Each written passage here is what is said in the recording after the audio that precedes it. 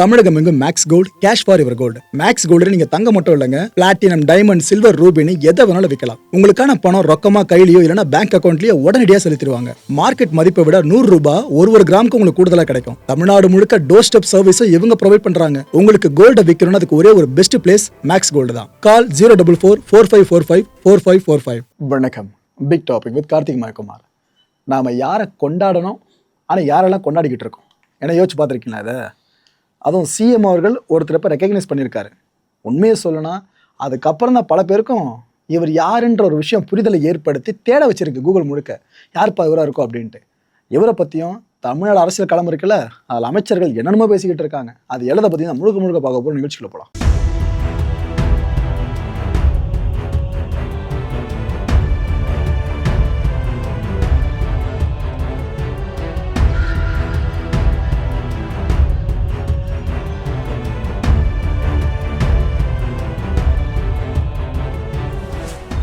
இவரை பார்க்குறப்ப பல பேருக்கும் அடையாளம் கண்டுபிடிக்க முடியாதுன்னு நினைக்கிறேன். அதோட முகத்தை பார்த்துட்டு கொஞ்சம் அப்டார்மலாக இருக்காரு, யார் இவர் எப்படின்னு நிறைய பேர் கேட்கலாம். எனக்கு இவர் நல்லா தெரியும் ப்ரோ அப்படின்னு எத்தனை பேர் சொல்ல முடியும்? நிறைய பேர் கேட்கலாம். ஆனால் இவர் பண்ண தப்பு என்ன தெரியுமா? சினிமா படங்களில் நடிக்கலை. ரியல் லைஃப்பில் ஹீரோவாக இருக்காங்களே அவங்கள சினிமாவில் பயோகிராஃபின்ற பேரில் யாருன்னா நடிகர் நடிக்கிறாருன்னா, ரியல் லைஃப்பில் அவர் சம்பாதிச்சிருக்க பணம் இருக்குது பார்த்தீங்களா, அந்த உண்மையான நபர். அதை விட ரீலில் நடித்தாங்க பாருங்க, அவங்க கோடிகளை சம்பாதிச்சிருப்பாங்க, பல மடங்கு இவரோட அதிகமாக சம்பாதிச்சிருப்பாங்க அந்த ஒரே படத்தில். இதுதான் ரியாலிட்டி. இந்த குடும்பம் இன்னும் நடந்துக்கிட்டு தான் இருக்குது. இதுக்காக நான் மற்றவங்களை இறக்கி பேசுகிறேன்னு நினைக்காதீங்க. இவரை மாதிரி ஆட்களை தூக்கி பிடிக்காமல் இருக்கும் பார்த்தீங்களா, கேவல மக்களே. நாம் வெட்கி தலைகுனிய விஷயம். அதை தான் முதல்ல இவர்கிட்ட காமிச்சிட்டே ஆரம்பிக்கிறேன். முகத்தை பார்த்துட்டிங்களே, இவருக்கு பின்னாடி எவ்வளோ பெரிய ஸ்டோரி இருக்குது தெரியுமா? எவ்வளோ பெரிய ஒரு ஹீரோ தெரியுமா? அவர் வெளி மாநிலமோ வெளிநாட்டை சேர்ந்தவர்களாக கிடையாது, நம்ம தமிழ்நாட்டை சேர்ந்த ஒரு தேனிக்காரருங்க. இவர் பேர் மீனாட்சி சுந்தரம், லான்ஸ் நாயக் மீனாட்சி சுந்தரம் அவர்கள். கீர்த்தி சக்ரா விருது கேள்விப்பட்டிருக்கீங்களா? அந்த விருதை வாங்கியிருக்காரு. சாதாரண விஷயமா? இப்போ தான் சமீபத்தில் குடியரசுத் தலைவர் முர்மு இருக்காங்களே, அவங்க கையால் வீர தீர செயல்களுக்கான கீர்த்தி சக்ரா விருது இவருக்கு வழங்கப்பட்டுச்சு. அதுதான் இங்கே நீங்கள் பார்த்துட்டு இருக்கீங்க மக்களே, இந்த காட்சியை. குடியரசுத் தலைவர்கிட்ட விருதை வாங்கியாச்சா, அடுத்த நேரம் எங்கே வரணும்? நம்ம மாநில தமிழ்நாடு. இங்கே தானே நம்ம தமிழ்நாட்டின் முதலமைச்சர் விஜய் அவர்கள்கிட்டையும் உரிய மரியாதையை அவர் பெற்றுக்கிட்டாரு. அது ஒரு கட்டத்தில் குழந்தைய தூக்கி வச்சு முதலமைச்சர்கள் கொஞ்சி பார்க்கவே அவ்வளோ சந்தோஷமாக இருந்துச்சு. இந்த காட்சிகள்லாம் 48 லட்சம் ரூபாய்க்கான காசோலைய தமிழ்நாடு அரசு சார்பில் முதலமைச்சர் அவர்கள் நம்ம ஹீரோ அவர்களுக்கு வழங்கியிருக்காங்க.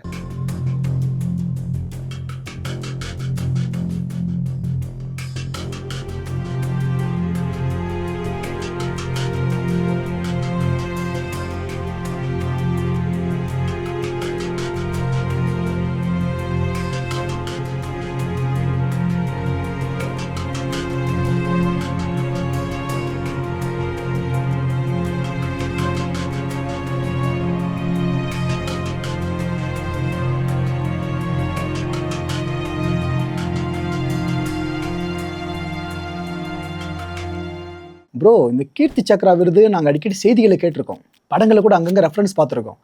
ஆனால் அது ரொம்ப பெரிய பெரிய ஆட்கள் கொடுப்பாங்களே, எப்படி லான்ஸ் நாயக்கு நம்ம ஊருக்காரு எப்படி ப்ரோ இது அப்படின்னு சில பேர் நினைக்கலாம். நினைக்கிற தப்பில்லை, தெரிஞ்சுக்குங்க, இந்த விஷயத்தை தெரிஞ்சுக்குங்க. ஆக்சுவலாக நமக்காக உயிரை கொடுக்க ரெடியாக இருக்கிறவங்க இராணுவ வீரர்கள் நம்ம ஃப்ரேஸில் சும்மா சொல்லுவோம்ல, நிஜத்தில் அந்த மனுஷன் பண்ணியிருக்காரு. அதான் இங்கே ஹைலைட்டு. மீனாட்சி சுந்தரம் அவர்கள் நம்ம தேனியை பூர்வீகமாக கொண்டு வர சொன்னோம் பார்த்தீங்களா, இவர் நம்ம இந்திய ராணுவ பீரங்கி படைப்பிரிவான 34 ராஷ்டிர ரைஃபிள் பிரிவு இருக்குல்ல, அதில் சேவை பண்ணவருங்க. முக்கியமான சர்வீஸ் அங்கே. நீங்கள் அமரன் படத்தில் பார்த்துருப்பீங்க பாருங்க, அந்த ஒரு குறிப்பிட்ட ராஷ்டிரிய பிரிவு சார்ந்து. நீங்கள் அது போல் எந்த பிரிவில் போனாலும் எப்போ பிரச்சனை வரும்னு தெரியாது. உங்கள் உயிர் எப்போ போகுன்ற கேரண்டி கிடையாது. நாட்டுக்காக உயிர் நீக்க நீங்கள் ரெடியாக இருக்கணும் எப்போவுமே. பிகாஸ் அந்த பகுதியெல்லாம், இந்த ஜம்மு அண்ட் காஷ்மீர் சுற்றி இருக்க பகுதியெல்லாம் தீவிரவாதிகள் ஊடுருவல் முயற்சி எப்போ வேணாலும் அரங்கேறும். நீங்கள் ரெடியாக இருக்கணும். சாப்பிட்லான்னு சொல்லி கை வைக்க போயிருப்பீங்க 12-18 மணி நேரம் ஃபாஸ்டிங் அப்புறம். ஆனால் அந்த நேரத்தில் ஒரு தகவல் கிடைக்குதுன்னா கையை நீங்கள் சாப்பாட்டில் வைக்காமல் கழுவிட்டு ஓட வேண்டியது இருக்கும். அந்தளவுக்கு நம்மளுக்காக போராடணும். அப்பேற்பட்ட முக்கியமான 34 ராஷ்டிர ரைஃபிள் பிரிவு இருக்குல்ல, அதில் சர்வீஸ் பண்ணவர் தான் நம்ம மீனாட்சி சுந்தரம். கடந்த 2024 வருஷம் டிசம்பர் 19ஆம் தேதி என்ன தெரியுமா ஆகுது, ஜம்மு அண்ட் காஷ்மீரில் பயங்கரவாதிகள் இருக்காங்களே, அவங்க ஊடுருவ ஆரம்பிக்கிறாங்க. யோசிச்சு பாருங்க, பயங்கரவாதிகள் ஊடுருவி நாட்டுக்குள்ளே வந்துட்டாங்கன்னா எங்கே குண்டு வெடிக்கும், எத்தனை பேர் கொல்லப்பட போகிறாங்க, எதுவுமே நம்ம கையில் கிடையாது. அப்பேற்பட்ட ரிஸ்க் ஃபேக்டர் இருக்குது. நாட்டோட பாதுகாப்பு இருக்குல்ல, தேசிய பாதுகாப்பு, அதுக்கே பெரிய அச்சுறுத்தல் ஏற்பட்டுரும். இந்த பயங்கரவாதிகள் முயற்சி இருக்குல்ல, இதை தவிடுபடியாக்குறதா இவங்களோட முக்கியமான வேலை, நம்ம வீரர்களோட வேலை. இந்த ராஷ்டிரிய ரைஃபிள் வீரர்கள் இருக்காங்களே, அவங்கள விஷயம் காதுக்கு வந்துருச்சு. ரைட்டு, இங்கே ஊடுருவ ட்ரை பண்ணுறானுங்க அப்படின்ட்டு கிளம்பி போகிறாங்க. எல்லாருமே பட்டு பண்ணு கிளம்பி ஆயுதங்களோடு போகிறாங்க. பயங்கரமான துப்பாக்கி சண்டைங்க 2 பக்கமும் நடக்குது. ஒரு பக்கம் நம்ம வீரர்கள் சூட, இன்னொரு பக்கம் அவடுங்க சூட, இப்படி போய்கிட்டு இருக்கு. நம்ம வீரர்களில் சில பேருக்கு காலில் குண்டு பாஞ்சிருக்கு, நெஞ்சில் குண்டு பாஞ்சிருக்குங்க. அண்ட் இதெல்லாம் தாண்டி வயிறு வரைக்கும் காயம் ஏற்பட்டிருக்கு. அவ்வளோ சரமாரியா 2 தரப்பும் மாறி மாறி சுட்டுக்கிட்டு இருந்திருக்காங்க. நம்ம மீனாட்சி சுந்தரம் இருக்கார்ல, அவர் கடைசி வரைக்கும் நின்று போராடினாப்புல. எங்கேயுமே ஒரு பதட்டமோ பயமோ வெளியவே காட்டல, நின்று போராடினாப்புல. அவரோட வீரம் இருக்குல்ல, இதை பார்த்து பயங்கரவாதிகள் நில குழஞ்சி போறாங்க. என்ன எவ்வளோ சுட்டாலும் இந்த பர்சன் தனியாக எழுந்து வந்துட்டே இருக்காமருன்னு அவங்க நில குழஞ்சி போறானுங்க. ஒரு கட்டத்தில் என்ன தெரியுமா முடிவு பண்ணுறாங்க இந்த பயங்கரவாதிகள்லாம், இங்கே இருக்கிற வீரர்களில் இந்த நபரை முதல்ல நம்ம தூக்கணும், ரொம்ப பெரிய த்ரெட்டாக இருக்காப்லன்னு சொல்லிட்டு இந்த பயங்கரவாதிகள் சேர்ந்தவரை சுட பார்த்துருக்காங்க, ட்ரை பண்ணியிருக்காங்க. ஆனால் மீனாட்சி சுந்தரம் ஒரு ஸ்டெப்பை கூட பின்னாடி எடுத்து வைக்கலாங்க. அவர் முன்னாடி தான் வந்திருக்காரு. என் டீமை நான் லீட் பண்ணி கொண்டு போகிறேன்னு முன்னாடி வந்திருக்காப்புல. முன்னாடி வந்தவருக்கு முகத்தில் வரைக்கும் அடிபட்டிருக்கு. அவரோட தோள்பட்டை இருக்குல்ல, அது வரைக்கும் தோட்டாக்கள் பாஞ்சிருக்கு. யோசிச்சு பாருங்க, புல்லட்டுங்க முகத்துலையும் தோல்லையும் விழுறது சாதாரண விஷயமா? நம்ம மீனாட்சி சுந்தரம் அதை ஃபேஸ் பண்ணார். இதனால தான் அவரோட ஃபேஸை நீங்கள் ஆரம்ப காட்சியில் பார்த்துருப்பீங்க, எதுக்கு இப்படி ஆயிடுச்சுன்னு சொல்லிட்டு. மீனாட்சி சுந்தரம் அவர்களும் மனுஷன் தானே, ஒரு கட்டத்தில் நிலை குழஞ்சிட்டார். கண்கள் இருட்டி போயிடுச்சு, என்ன நடக்குதுன்னு பெருசாக தெரியல. ஆனால் அந்த மாதிரி நேரத்தில் நம்மளாம் செத்துட்டு நரகத்துக்கு போகிறோமா சொர்க்கத்துக்கு போகிறோமான்னு யோசிச்சுக்கிட்டு இருப்போம். ஆனால் அவர் என்ன தெரியுமா பண்ணியிருக்காரு, நான் இங்கே வீழ்ந்துட்டேன் அப்படின்னா என் நாட்டு மக்கள் தூக்கத்தை இழந்துருவாங்க, இவனுக்கு உள்ளே புகுந்து என்ன வேணாலும் பண்ணி கொடுமை பண்ணி அவ்வளோ உயிர்களை எடுப்பாங்கன்ட்டு அந்த மனுஷன் தன்னோட உயிர் போனாலும் பரவாயில்லன்னு திரும்ப எழுந்தாருங்க.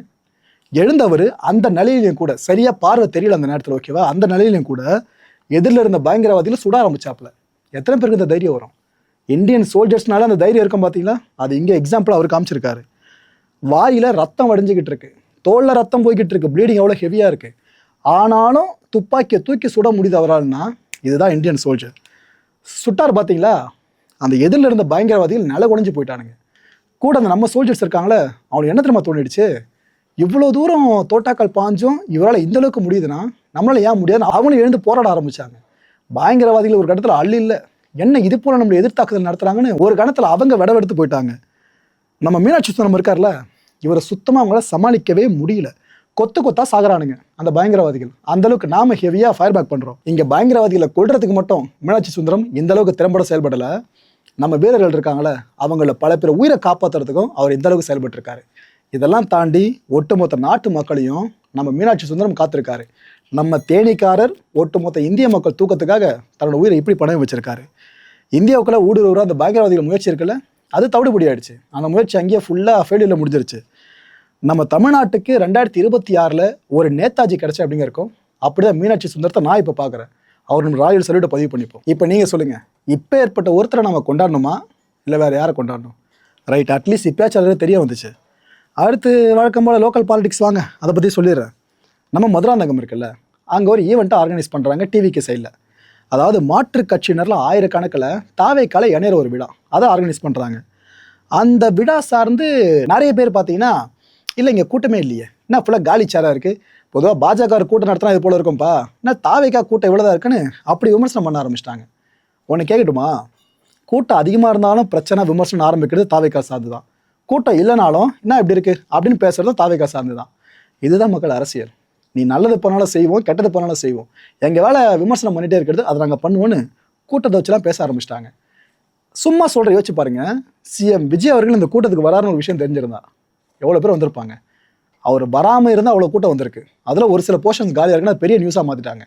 அவர் வந்து கூட்டம் பெருசாக மாறி நெரிசல் ஏற்பட்டு ஏதாவது ஆயிடுச்சுன்னு வைங்க, பிரேக்கிங் நியூஸு பார்த்தீர்களா ஆளும் கட்சியின் லட்சணத்தை அப்படின்னு ஆரம்பிச்சிருப்பாங்க. இதை தாண்டி அரசியல் பண்ணது சாதாரண விஷயம் இல்லைங்க. ஆனால் வேறு வழி இல்லை, பண்ணி தான் ஆகணும். நம்ம அறநிலைத்துறை அமைச்சர் இருக்கார்ல ரமேஷ் அவர்கள், அவர் அந்த ஈவெண்ட்டில் பயங்கரமாக பேசினாப்புல. முக்கியமாக என்ன சொன்னார்னா, மக்களோட மக்களாக சேவை செஞ்சு தான் விஜய் அவர்கள் சிஎம் ஆகியிருக்காங்க. தினம் தினம் திமுகவினர் இதில் புலம்பி ஆடுறாங்க, எங்கே போனாலும் புலம்பிக்கிட்டே இருக்காங்க தோத்ததை நினச்சி. என்ன சேவை செஞ்சீங்க, என்ன போராடினீங்க அப்படின்ட்டு உதயநிதி ஸ்டாலின் அவர்கள் கேட்குறாரு. நான் திருப்பி கேட்குறேன், அவர் என்ன சுதந்திர போராட்ட தியாகியா, என்ன போராடினாரு அப்படின்னு இவர் கேட்டிருக்காரு. அந்த எலெக்ஷனுக்கு முன்னாடி ஞாபகம் இருக்கா, டிவிகே சைடில் ஒருத்தரை விமர்சிக்கணும் அப்படின்னா விஜய் அவர்களை மட்டும் தான் விமர்சனம் பண்ணாங்க, திமுக இருக்கவங்களும் அதிமுக இருக்கவங்களும். ஆனால் இப்போ என்ன நிலைமை, அமைச்சர் அந்தஸ்துன்றதுனாலேயே எதிர்க்கட்சி தலைவர் தானே அப்படின்னு விமர்சனம் அப்படி போய்கிட்டு இருக்கு. அவங்க இப்படி அண்ணாந்து பார்க்குற மாதிரி தாவேக்கால அமைச்சர்கள் இங்கே மேலே வந்திருக்காங்க. இதுதான் அரசியல் சதுரங்கம். எப்போ பவர் யார்கிட்ட போகணும்னு சொல்லவே முடியாது மக்களே. அது இங்கே விட்னஸ் பண்ண முடியுது. அமைச்சர் ஆதவ அர்ஜுனா அவர்கள் இவர் என்ன பேசினார் தெரியுமா? தாவேக்க ஆட்சியில் 8 பட்டியலான அமைச்சர்கள் இருக்காங்க. இதுக்கு முன்னாடி இது நடந்திருக்கா யாரா சொல்லுங்க அப்படின்னு கேட்டார். ஒரு சில விஷயங்கள் நீங்கள் தற்பெருமை பேசிக்கலாம், மாறுதட்டிக்கலாம் மக்களே. அதில் இந்த விஷயத்த சொல்லலாம். யோசிச்சு பாருங்க, எந்த கேபினெட்ல வரைக்கும் 8 பட்டியலான அமைச்சர்கள் இருந்தாங்க? இல்லை அதை தாவேக்கா சாதனை பண்ணிருக்கலாம். அதான் இங்கே சொல்லி காமிச்சிருக்காரு. சமூக நீதி பேசுகிற திமுக கூட அதிகாரத்தை பகிர்ந்திருக்கா அப்படின்னு கேட்டிருக்காரு. ரைட்டு. சட்டம் ஒழுங்கு சரியில்லை அப்படின்னு திமுக போய் பிரச்சாரம் பண்ணுறதா சொல்லியிருக்காரு. இதில் பார்ஷலி மட்டும் தான் நீங்கள் ஃபேக்டாக எடுத்துக்க முடியும். 30 நாட்களில் சட்டம் ஒழுங்கு எல்லாமே சரியாயிடுமா என்னங்க அப்படின்னு கேட்குறாரு அமைச்சர் அவர்கள். குளத்தூரில் வேலையை முடிச்சிட்டோம், அடுத்து நம்ம டார்கெட்டு சேப்பாக்கம் தான் அப்படின்னு இருக்காரு சர்க்காசமா. புரியலையா? குளத்தூரில் ஸ்டாலின் அவர்களை தோற்கடிச்சாச்சு, அடுத்து சேப்பாக்கம்ல உதயநிதி அவர்களை தோற்கடிச்சிட்டா முடிஞ்சிடப்ப நம்ம கடமை அப்படின்ற மாதிரி பேசியிருக்காரு. அதிமுக அப்படின்ற கப்பலை தாவேக்கா மூழ்க விடாது, அதிமுகவும் தாவேக்காவும் ஒன்று தானே அழுத்தம் திருத்தமாக ஸ்டேஜில் பேசியிருக்காரு. வேற என்ன, அதிமுகவோட தொண்டர்கள் இருக்காங்களே அவங்க தாவேக்கா பக்கம் நல்லா சரசரன்னு வரணுன்ற ஒரு எதிர்பார்ப்பு தான் இந்த வார்த்தைகளை தெரியுது. நம்ம ஆனந்த் அவர்கள், அமைச்சர் ஆனந்த் அவர்கள், இவரெல்லாம் சர்க்காசமாக பேசினாருங்க. அதோட ஒரு கட்டத்தில் சிரிச்சுக்கிட்டு, ஏன்பா எல்லாரும் பேசுறீங்க அதுக்கப்புறம் என்ன விட்றீங்க, நீங்களாம் பேசி முடிச்சு என்னப்பா பேசுறது, ஏன்பா இந்த புரோட்டோகால் படி நான் முன்னாடியே பேசிடுறேனே அதுமாரி வார்த்தையை பயன்படுத்தினாருங்க. புரோட்டோகால்னு சொல்லிட்டாரு, எல்லாரும் சிரிக்க ஆரம்பிச்சிட்டாங்க. மேயர் பிரியா அவர்கள் இஷ்யூ ஞாபகம் இருக்கா? அதை நினச்சி அமைச்சர்கள் எல்லாருமே குலுங்கி சிரிக்க ஆரம்பிச்சிட்டாங்க. இவர் புரோட்டோகால்னு சொன்னதும் அவர் எப்படி சொல்லுவார், அதான் இட்டுன்னு போய் கிட்டத்தட்ட அந்த ஒரு லாங்குவேஜில் யோசிச்சு பாருங்க. அப்படி பேச எல்லாரும் சிரிக்க ஆரம்பிச்சிட்டாங்க. இதுக்கப்புறம் என்னென்ன சொல்கிறாரு, ஒரு குடும்பம் மட்டும் வாழ பாடுபடுற இயக்கம் நம்மளது கிடையாது, ஒவ்வொரு குடும்பமும் வாழ பாடுபடுற இயக்கம் தான் நம்ம தாவேக்கான்னு சொன்னார். ஃபர்ஸ்ட் லைனு யாரை சொல்கிறாருன்னு ஓகே ரைட்டு.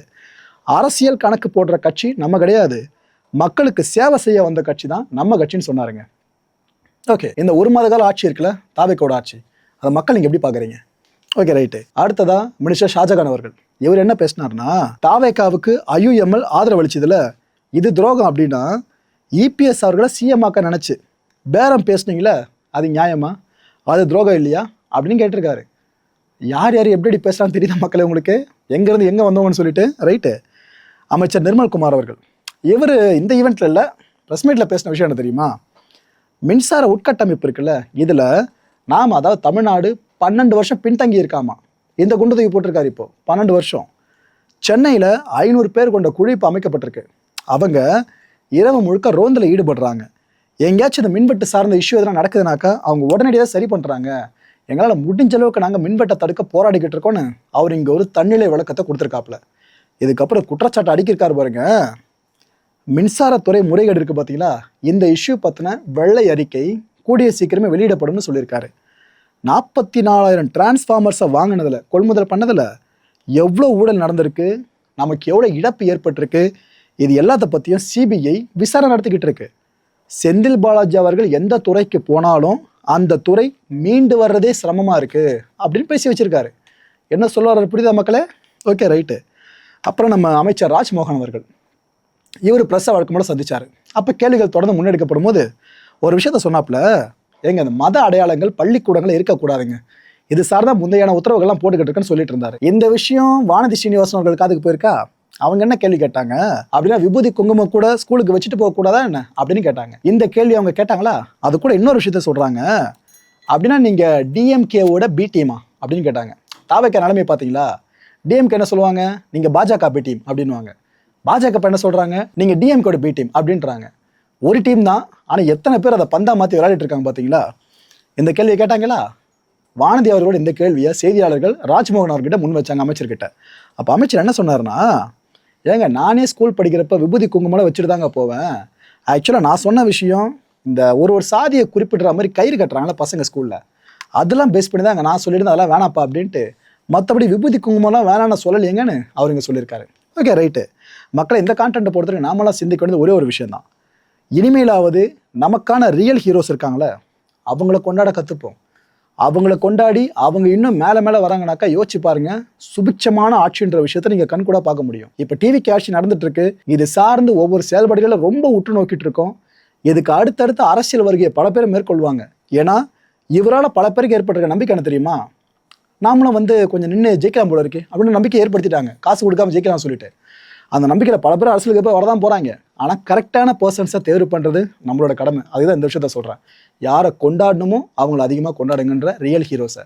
அடுத்த நிகழ்ச்சி சந்திக்கலாம். நன்றி, வணக்கம். தமிழகம் எங்கும் max gold, cash for your gold. Max gold நீங்க தங்க மட்டும் இல்லைங்க, பிளாட்டினம், டைமண்ட், சில்வர், ரூபினி எதை வேணாலும் விற்கலாம். உங்களுக்கான பணம் ரொக்கமா கையிலயோ இல்லைன்னா பேங்க் அக்கௌண்ட்லயோ உடனடியாக செலுத்திடுவாங்க. மார்க்கெட் மதிப்பை விட 100 ரூபாய் ஒரு கிராமுக்கு உங்களுக்கு கூடுதலாக கிடைக்கும். தமிழ்நாடு முழுக்க டோர் ஸ்டெப் சர்வீஸும் இவங்க ப்ரொவைட் பண்றாங்க. உங்களுக்கு கோல்டை விற்கணும்னு அதுக்கு ஒரே ஒரு பெஸ்ட் பிளேஸ் மேக்ஸ் கோல்டு தான். கால் 04445454545. என் அன்பார்ந்த மாயம் ஸ்டுடியோஸ் நேயர்களே, மாயம் பக்தின்னு ஆன்மீகத்துக்காக பிரத்யேகமா ஒரு சேனலை கொண்டு வந்திருக்கோம். மறக்காம சப்ஸ்கிரைப் பண்ணி அந்த சேனலுக்கு உங்களோட ஆதரவை மனப்பூர்வமாக தெரிவிங்க. வணக்கம் மாயம் ஸ்டுடியோஸ் நண்பர்களே. மாயம் ட்ரெண்ட்ஸ் அப்படின்ற ஒரு புதிய ஃபேஸ்புக் பேஜை ஓப்பன் பண்ணியிருக்கோம். நீங்கள் யூடியூப்பில் பார்த்துட்டு இருக்கீங்களா நம்மளோட கான்டென்ட்ஸ்லாம். இதெல்லாம் விட ஒரு படி மேலே ரொம்ப கிறிஸ்பாகவும் ரொம்ப சூப்பராகவும் நிறைய கான்டென்ட்ஸ் உங்களுக்கு இந்த பேஜில் காத்துட்ருக்குங்க. ஸோ உடனடியாக ஃபேஸ்புக் பிளாட்ஃபார்ம் போங்க, மாயம் ட்ரெண்ட்ஸ்னு டைப் பண்ணி சர்ச் பண்ணி நம்ம பேஜை ஃபாலோ பண்ணுங்கள். அப்படியே நம்ம சேனலையும் நீங்கள் சப்ஸ்கிரைப் பண்ணிட்டீங்க அப்படின்னா இன்னும் நிறைய புது கான்டென்ட்ஸை உங்களுக்காக ப்ரொடியூஸ் பண்ணி கொடுத்துக்கிட்டே இருப்பாங்க. நீங்கள் பண்ணுற ஒவ்வொரு சப்ஸ்கிரிப்ஷனும் எங்களுக்கு பெரிய மோட்டிவேஷனாக அமையும்.